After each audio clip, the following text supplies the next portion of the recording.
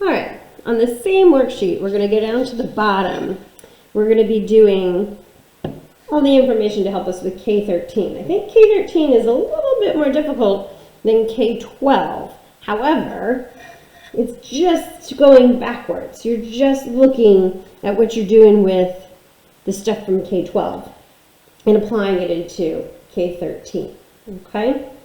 So, what you're going to do is write the equation of the compound inequality. Now, when you're in IXL, they aren't going to write problems like 3 and 4. So they're not going to write problems with the and word in between. They're going to write problems like numbers 1 and 2, and then they're going to write problems like numbers 5 and 6. Okay, so we're going to focus on 1 and 2, and we're going to look at 5 and 6. All right, so if they are shaded together, okay, just like this one is, then we're looking at problems like 1 or 2. So the X is going to go in the middle. Now here's the cool thing. If you always put the small number first, you're always going to have a less than sign. And then you always have the big number second. So it's almost like you're reading a book. So you're just going from 0 to 3. And it's kind of like when we did domain. So it's just like the domain of the function. We're going from 0 to 3. And X, the thing that's being shaded, is in the middle. So you've got a 0. You have an X. And you have a 3. Okay, just like we would have up here on the top. Now, it's going to be less than signs. Always less than if you always put that low small number on the left-hand side. And then the big number on the right-hand side. You got less than signs. So then you just have to come in and see, do I need an equal sign or not? So this is a closed dot, which means we need the equal sign. This is an open dot, which means we don't need the equal sign. So it's going to be 0, less than or equal to X, less than 3.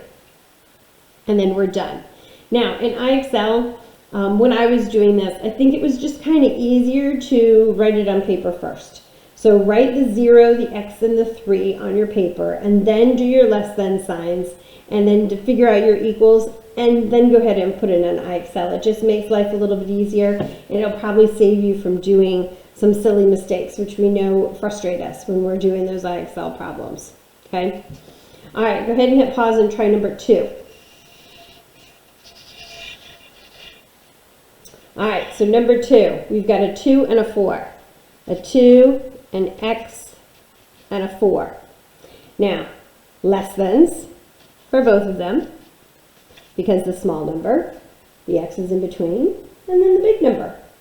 And then you've got equal signs for both of them because they're both closed. So we got equal and equal. So 2 is less than or equal to X is less than or equal to 4. Okay. So if you see them shaded together, you know that it is a compound and problem with the X in the middle. Okay, because remember, we're shading where the X is. All right, let's take a look at 3 and 4. Now, in the graphs that I found, I noticed that the arrow didn't go all the way to the end of the arrow. Remember, on IXL, it will go all the way to the end. Now, for these are OR problems, which is convenient that you can still see number 5 and 6 here on the paper. Because OR problems are going to look just like 5 and 6. So you've got to have the word OR in your problem. Okay? Got to have the word OR. So you're going to do this one first. Now, it's going to be X. You're going to the left, which is less than, so your X is smaller than your negative 3. X is less than, it has the equal sign, negative 3. So X is less than or equal to negative 3. Or X, now you got a 2, and these numbers are going to be greater than. And there's no equal sign because it's an open circle.